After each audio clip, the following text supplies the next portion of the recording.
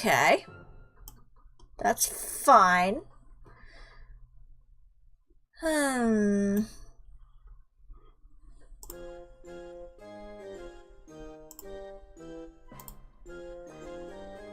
examine the statue up close. Aha! There is a hidden latch on it. Oh. Well then. You flick the latch. A trap door opens up in the floor. Well, that's convenient. Down I go then. You close the trap door behind you. Good idea. Alright. So. There's a letter here. You read the letter sitting on the desk. Angelina, once again I put to you an invitation to join our illustrious community. Unsurprisingly, you have heard of its reputation through other channels. I personally encourage you to give it serious thought. We are not only interested in new membership from the mages of this world, this invitation goes out to all who believe that when the appointed time comes, only the faithful will be rewarded. The rest of those poor, unenlightened fools will perish. All that is asked in return is complete allegiance to the Father. He has guided us from the beginning, and his power is far older than most. I know you are hesitant due to concerns regarding the dress code. Let me assure you that black would look simply charming on you, dear. My gratitude goes out to you for your flattering assertion that I would make a fine ruler of Kalima. What a shame that the former ruler has lost all interest in his homeland. I cannot blame him, however. The change struck him quite hard. To answer your earlier question, yes, I have acquired a nightingale. They are most uncommon in this region, and yes, I am quite sure that if it is the final ingredient, that it is the final ingredient required to complete my youth potion. As much as I would like to share it with you, I'm afraid that a single nightingale will provide only enough solution for one person. In any event, I shall of course pay you a visit the moment the youth potion takes effect. H. So yeah, it seems like there's a bit of a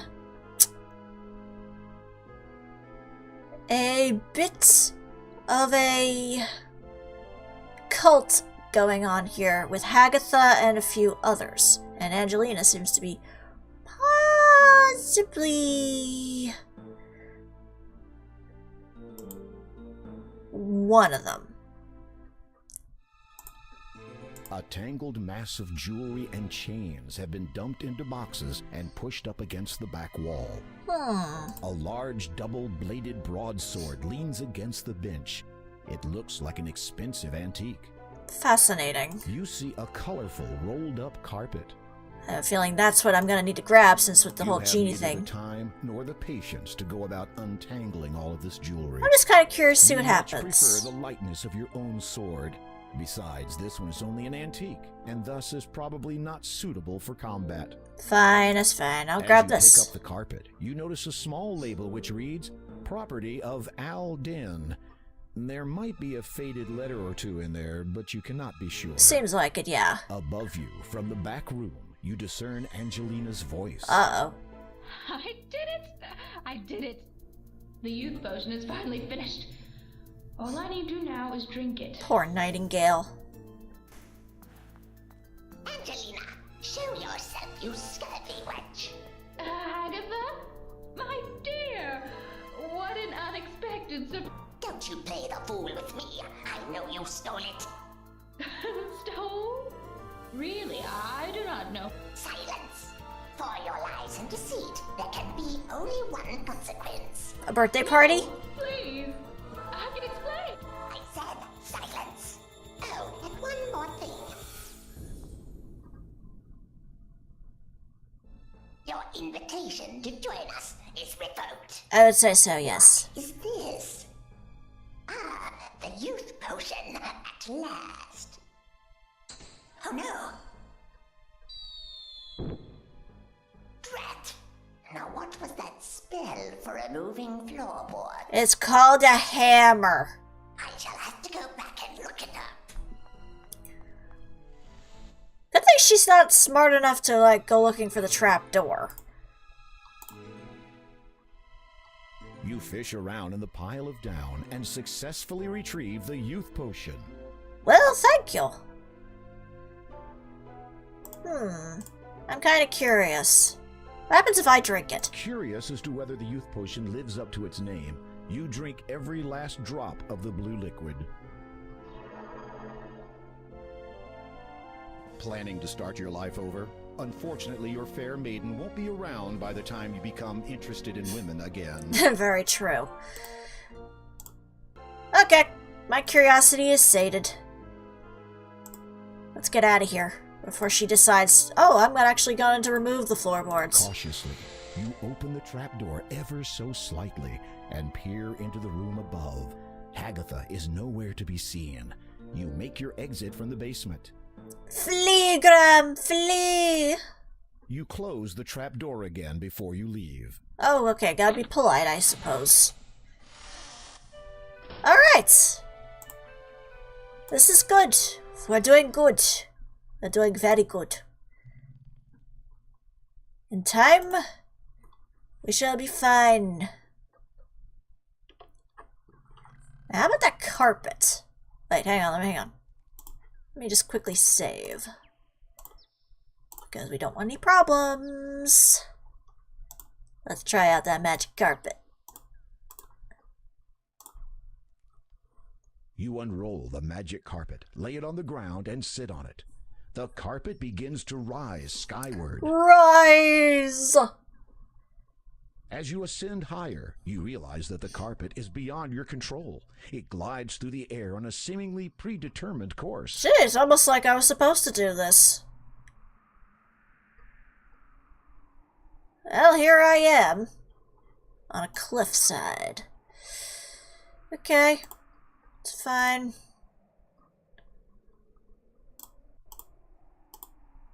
Go. Oh, hey, it's a snake.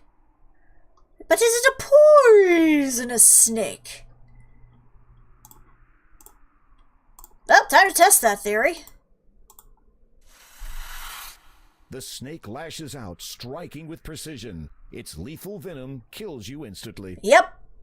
Your history. Ah, darn, I needed an annoying owl with a monocle and a vest to tell me it was poisonous. God damn it. Okay.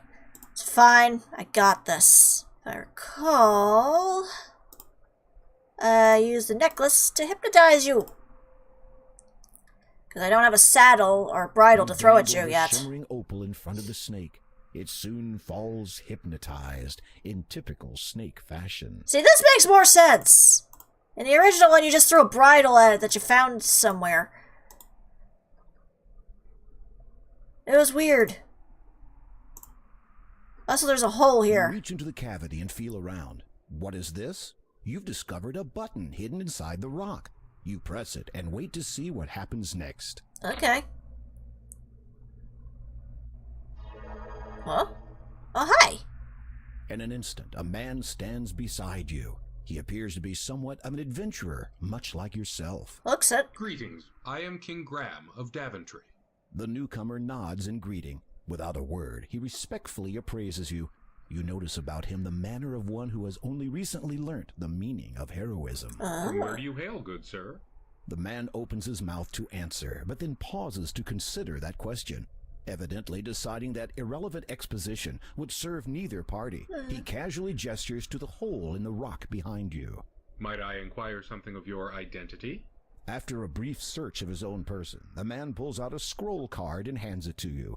You unroll it, and it reads, "Having fulfilled the requirements in accordance with the statutes of the famous Adventurers Correspondence School, the bearer is a qualified would-be hero." The man also shows you a medallion. Upon it are the words, "Hero of Spielberg." You reverently return the scroll to the man. You don't say much, do you? Nope. With a sigh of resignation, the man shakes his head silently. I'm a silent Surely protagonist. you might speak to me of your adventures. The man becomes quite enthused about the prospect of relating his most recent adventure to you. Just as he is about to speak, however, Aww, I wanted to you hear him notice something talk. on the ground that the man must have dropped. You retrieve the paper. It appears to be a scroll. Upon it is some writing. Disclaimer, you have just witnessed a rather shameless plug for the remake of Quest for Glory 2 Trial by Fire by the entities of AGD Interactive. Available now. As you read the writing, the words are ingrained in your mind. The scroll disappears. Huh. Well, that happened. But yes, they also did a remake of Quest for Glory 2, and that was the character. Shameless plug indeed. Still, that was nice. Get in the frickin' thing. There you go. Well, this looks charming. You flip through the book entitled Ye Old Book of Enchantments, Causes and Cures. The first half contains a list of enchantments. These do not interest you, as you have no desire to inflict inconvenience upon others. However, the Cures section does capture your curiosity. While browsing, you spy a promising paragraph. Ooh, what's it say? While casting enchantments upon others may provide you with many daily hours of fun, do not ignore the danger that a miscast spell may have upon your own person. For this reason, you should prepare a simple item with which you can protect yourself against the side effects of an enchantment, as well as providing a means for reversing said spell should it be deemed necessary. Only the power of the emerald can properly dispel an enchantment, and thus the steps to create one are as follows. Firstly, heat a blue mineral and yellow vegetable, a plant is an acceptable alternative, together until they coagulate into a greenish liquid. Stir the mixture with a white feather, drop into this a perfectly clear crystal, and recite. Heed now these words, crystal perfect. Green is thy hue, restore correct. Guard well my form, preserve protect. You'll now have the means to safeguard yourself should your enchantments ever get out of hand. To restore that which is under the effect of an enchantment, simply allow a strong light to pass through your emerald at the subject. Then, behold the restoration.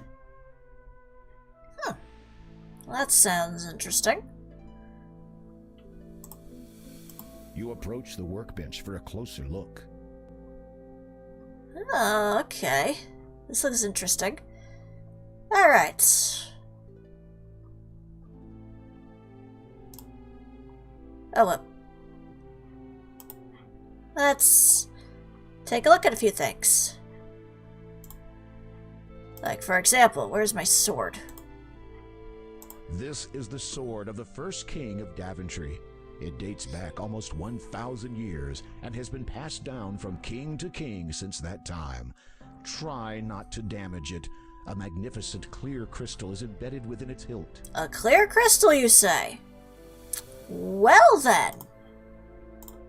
Let's get that crystal out. You managed to dislodge the crystal that had been set within the hilt of the sword almost a millennium ago.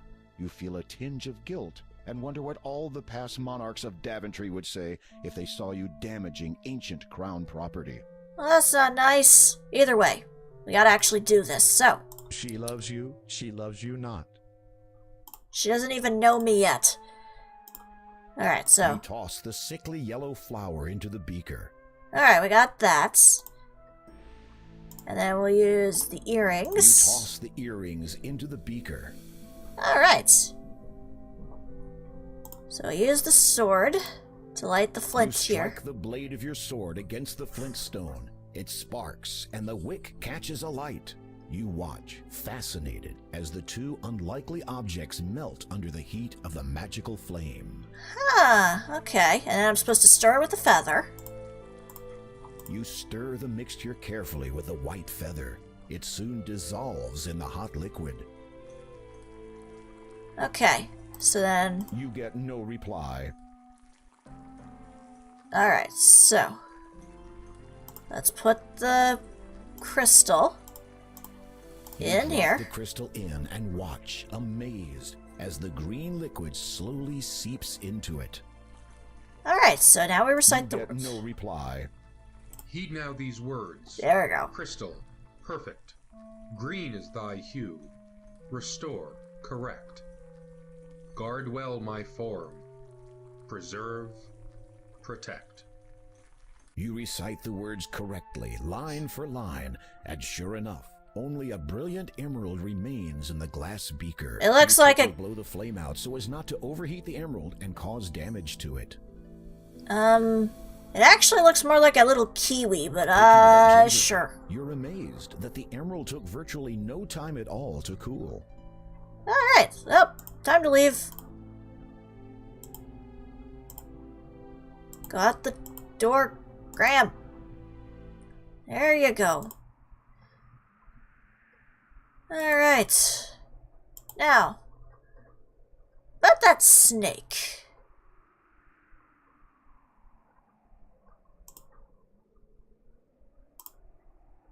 As you direct the sun's light through the emerald at the snake, you behold a wondrous transformation.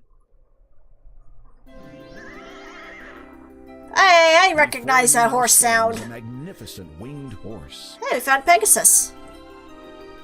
Thank you for freeing me. A horrid enchanter transformed me into that legless thing after I refused to be his steed. Sean Connery, is that you? Oh, that was interesting. Hi, go horsey. That was quite a gamble, to refuse an enchanter. True, but I could not have accepted, even if I had wanted to. For I am a disciple of the cloud, and can serve no land dweller. Fair enough. Disciple of the cloud? What does that mean? First, tell me of what you seek up here. You take a deep breath, then explain about the Door of Destiny, the gems of nature, and your present quest to locate the growth gem. Yeah, that. So, you seek the air gem? Yes, I do. Yes, that is right. You know of it? Most certainly. But you will not be able to reach it by any means available to you or any of your kind. I would gladly take you to it, but alas, the enchanter took and hid from me my bridle. Without it, we could search for 1,000 years and still never find the cloud spirit. Well, that's a Where did problem. he hide your bridle? I do not know. Perhaps a clue may be found in that blackguard's abode behind me. Oh, okay. What is this spirit you speak of? The essence of what you seek. It passes through us as we grow, all through our lives, though few are ever aware of it. You will know soon enough when I take you to it. Why do you choose to serve this cloud spirit? It is my destiny, and I must fulfill it, just as you must fulfill yours. I was not aware that I had one. All of us have a destiny. Some are predestined, others are determined by choice. I believe yours to be of the latter.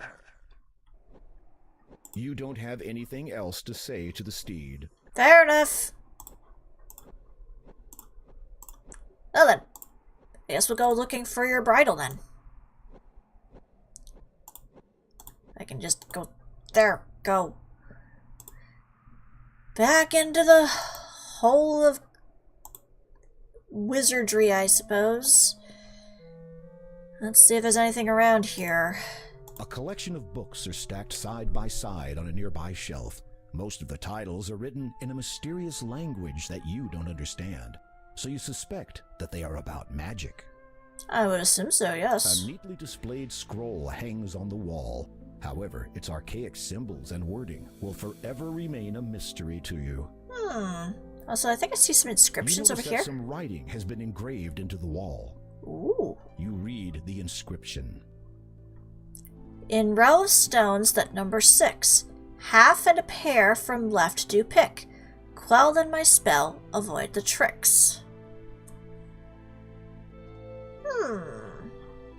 The engraving on the wall reads, in row of stones that number 6, half and a pair from left do pick. Quell then my spell, avoid the tricks. I just read that, narrator. Dummy. Fine. Guess I'll leave.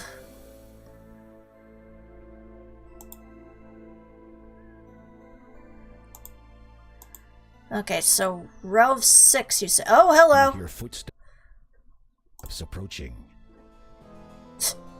It's you again. You killed me earlier. Uh-oh, the enchanter has caught you in his lair. He twirls his hands, aims them at you, and then utters some words under his breath. Can we talk about this? You I feel guess a not. tingling sensation all over your body as the enchantment attempts to transform you into whatever the enchanter has fancied.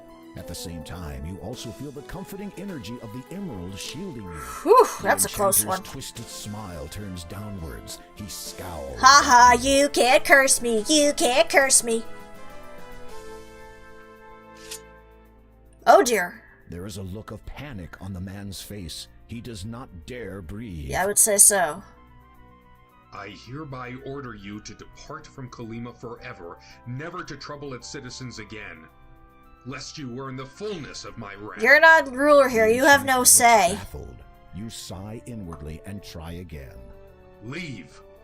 If you come back, then you will get it. The enchanter nods frantically, as much as he can without cutting his own neck on your sword edge. He gestures quickly with his hands.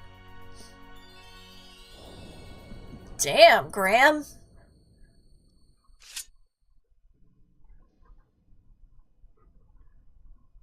He took his entire house with him. But yeah, that's probably the most vicious I've ever seen Graham get. Damn. I'd almost say like that's out of character, but I don't know. Because Graham could be nasty if he wants to be. Well, that happened. Well, let's go look for that there bridle. And fortunately, I have an idea of where to look. Carpet, lay it on the ground and sit on it. The carpet rises into the air again. The carpet begins to descend.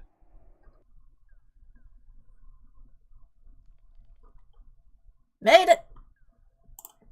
But yes, there's a specific thing we gotta do now.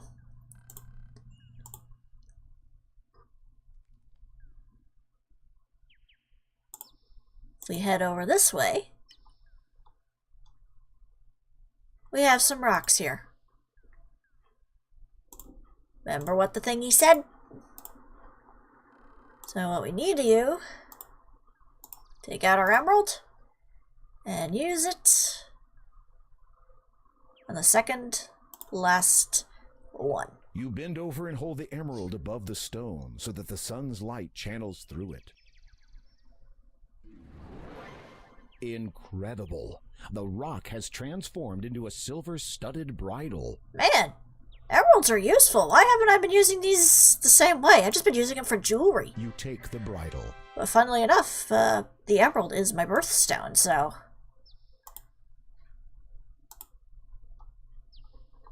Alright. So now that we have the magic bridle, we can actually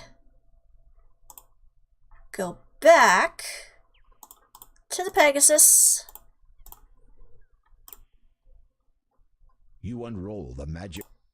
And give him his bridle, and hopefully now we can get that air gem. As you reach down to get the carpet, it vanishes into thin air, without even so much as a puff of smoke. Well, no go back now, then. Fair enough, I suppose. Alright, let me just quickly save here. Oh, I know if I actually saved first. And let's hand this baby off. You slip the bridle over the horse's head. It whinnies its approval. See, Come, climb up on my back. this makes way more sense than in the original one, where you literally throw the bridle at the snake and it turns into a Pegasus. Doesn't quite make a lot of sense, I know. What can I say? But it's fine. It's fine. It's fine.